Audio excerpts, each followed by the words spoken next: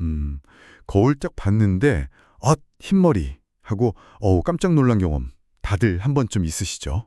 어느새 막 늘어가지고 신경 쓰일 때 많잖아요. 특히 이렇게 가르마 근처에 딱 보이면 아유. 맞아요. 진짜 속상하죠. 근데 얼마 전에 배우 한고은 씨가 방송에서 얘기한 거 혹시 들으셨어요? 아, 네, 들었어요. 스트레스 때문에 흰머리가 확 늘었다가 요즘엔 거의 없어졌다고. 네, 그거 보고 와, 진짜로 이게 되돌릴 수도 있는 건가? 약간 희망이 생기더라고요. 맞아요. 저도 그거 듣고 완전 쏠깃했거든요.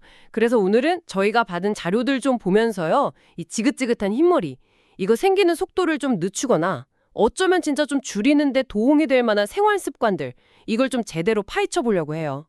편하게요. 좋습니다. 사실 기본적인 원리는 이제 나이가 들면서 멜라닌 색소 만드는 세포 있잖아요. 네네. 그 기능이 이제 자연스럽게 좀 떨어지는 노화 현상이긴 한데 그쵸. 근데 중요한 건 후천적인 요인들이 그 속도를 확 앞당길 수 있다는 거예요. 예를 들면 스트레스, 영양 상태, 또 생활 리듬 깨지는 거. 아, 그런 것들이요. 네. 심지어 머리를 어떻게 관리하느냐. 이것도 영향을 미치죠. 그러니까 우리가 이걸 완전히 막을 순 없겠지만 어떻게 하느냐에 따라서 흰머리 시계를 좀 늦출 가능성은 충분히 있다 이겁니다. 오, 그 가능성이라는 말에 귀가 확 트이는데요. 그럼 구체적으로 어떤 방법들이 있을지 하나씩 좀 볼까요? 네, 첫 번째로 이게 많이 나오던데 두피 마사지요. 그냥 시원하다 이게 아니었네요. 그럼요. 두피 혈액순환, 이게 진짜 중요해요. 피가 잘 돌아야 무근이 건강해지고 또 그래야 멜라닌 세포한테 영양분, 산소 이런 게 잘 가거든요. 아, 그래야 색소를 활발하게 만들 수 있는 거죠. 그래서 뭐 거창할 거 없고 샴푸할 때 한 5분 정도 손끝 지문 있는 부분이요. 네네. 그걸로 부드럽게 이렇게 원 그리듯이 문지르거나 아니면 손가락 마디로 좀 지그시 눌러주는 거. 이것만으로도 효과가 꽤 있습니다. 아, 그리고 가끔 따뜻한 스팀 타월 같은 걸로 찜질해주는 것도 도움되고요. 야, 혈액순환이 결국 색소 공장 가동률을 높이는 거군요. 이거 진짜 간단한데 놓치기 쉬운 포인트네요. 맞습니다. 그럼 먹는 거는요? 머리카락도 결국 우리 몸 일부니까 영양 중요하겠죠? 당연하죠. 특히 꼭 챙겨야 할 영양소가 한 세 가지 정도 있는데요. 네, 뭐예요? 비타민 B12, 그리고 철분, 아연. 이 세 가지가 핵심입니다. B12, 철분, 아연. 네. 얘네들이 멜라닌 만드는 과정에 직접 반영하기도 하고 아니면 모발 자체를 좀 튼튼하게 만들어주거든요.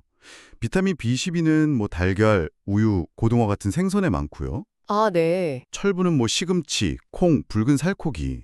아연은 굴, 아니면 김이나 미역 같은 해조류, 견과류 이런 데 많죠. 근데 매일 식단으로 이걸 다 챙기기 좀 어렵다 싶으면 종합 비타민이나 아니면 해조류 영양제 같은 걸로 보충하는 것도 방법이 될 수 있습니다. 듣고 보니까 다 몸에 좋다고 원래 알려진 것들이네요. 이걸 흰머리랑 이렇게 직접 연결해서 생각은 잘 못했던 것 같아요.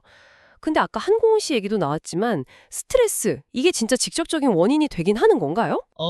네. 그럼요. 관련 연구들을 보면 스트레스 받을 때 나오는 호르몬 있잖아요. 네. 그게 멜라닌 만드는 줄기세포에 직접 영향을 줘서 고갈시킬 수 있다. 뭐 이렇게 나와요. 헉, 진짜요? 그래서 옛날 어른들 말씀 중에 하룻밤새 머리가 하얗게 샌다?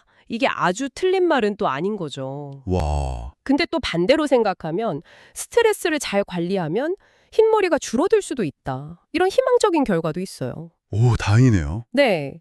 뭐 대단한 걸 하라는 건 아니고요. 그냥 가볍게 산책하거나 자기 전에 잠깐 오늘 걱정됐던 거 적어보거나 아니면 좋아하는 음악 듣거나 이런 소소한 활동들이 도움이 많이 됩니다. 진짜 스트레스 받으면 몸만 힘든 게 아니고 머리카락 색깔까지 영향을 준다니까. 이건 진짜 관리가 필요하겠어요. 그렇죠. 그런데 우리가 매일 하는 머리 손질 있잖아요. 뜨거운 드라이기 바람 쐬고 염색 자주 하고 이런 건 괜찮아요? 아, 그것도 좀 주의해야 할 부분이에요. 그래요? 네. 너무 강한 열이나 화학약품 같은 게 두피랑 모근에 계속 자극을 주면 멜라닌 세포도 지칠 수 있거든요. 아, 하긴 그렇겠네요. 그래서 드라이기는 좀 미지근한 바람으로 약간 거리를 두고 사용하는 게 좋고요. 염색은 최소 4주, 근데 가능하면 한 6주 이상 간격을 두는 게 좋습니다. 4주에서 6주. 네. 그리고 염색약이 두피에 직접 안 닿게 조심하는 게 좋고 특히 파마랑 염색을 같은 날 하는 거 그거는 웬만하면 피하는 게 두피 건강에는 훨씬 이롭습니다. 저 맨날 그냥 빨리 하려고 같이 했는데. 매일 무심코 하던 행동들이 쌓여서 두피를 힘들게 했을 수도 있겠네요, 진짜. 그럴 수 있죠. 마지막으로 잠자는 거예요. 잠이 중요하다고요? 이건 좀 의외인데요? 머리카락이랑 잠이랑 무슨 관계가? 있습니다. 보통 밤 10시부터 새벽 2시 사이가 우리 몸이 쉬면서 막 회복하고 재생하는 골든타임이라고 하잖아요. 네, 맞아요. 바로 그 시간에 멜라닌 세포도 가장 활발하게 활동하고 복구 작업을 해요. 아, 진짜요, 그때? 네. 그래서 이 시간에 깊은 잠, 숙면을 취해야 머리카락도 제대로 회복하고 색소도 잘 만들어낼 수 있는 환경이 되는 거죠. 와, 그러니까 자기 전에 스마트폰 좀 멀리하고 뭐 따뜻한 물로 족욕을 한다거나 이런 습관들이 숙면에 도움이 되거든요. 꿀잠이 곧 머릿결 관리다. 이렇게 생각하시면 돼요. 이야, 꿀잠이 곧 머릿결 관리, 명언인데요? 와, 오늘 진짜 흰머리에 대해서 몰랐던 알찬 정보들 엄청 많이 들었네요. 그럼 한번 정리해볼까요? 꾸준히 두피 마사지에서 혈액순환 돕고, 네, 그리고 비타민 B12, 철분, 아연 같은 핵심 영양소 잘 챙겨 먹고, 맞습니다. 스트레스도 현명하게 좀 다스리고, 중요하죠. 드라이기 열이나 잦은 염색 같은 두피 자극 줄이고, 그리고 마지막으로 밤에 푹 자기. 딱이 5가지네요. 네, 맞습니다. 사실 흰머리 자체는 자연스러운 노화 과정의 일부지만 오늘 이야기 나눈 것처럼 우리의 생활 습관 개선을 통해서 그 속도를 충분히 조절할 수 있다는 점, 이게 핵심인 것 같아요. 네. 그리고 아까 말씀하신 한고은 씨 사례처럼 정말 긍정적인 변화를 경험할 수도 있는 거고요. 결국엔 나 자신을 좀 아끼고 잘 돌보는 습관이 건강한 머리카락으로 이어진다. 이렇게 볼 수 있겠죠. 맞아요. 사실 남들이 어떻게 보나 보다도 내 기분을 먼저 건드리는 게 이 흰물이잖아요. 그렇죠. 오늘 알려주신 것들 중에서 아, 이건 내가 좀 해볼 만하다 싶은 거 딱 하나라도 괜찮으니까 한번 꾸준히 실천해 보시면 어떨까 싶어요. 정말 작은 습관 하나가 의외의 좋은 변화를 가져다 줄 수도 있으니까요. 네. 그리고 혹시 오늘 저희가 나눈 이야기 외에도 여러분 각자가 내가 이걸 꾸준히 했더니 몸 컨디션이 좀 좋아진 것 같아.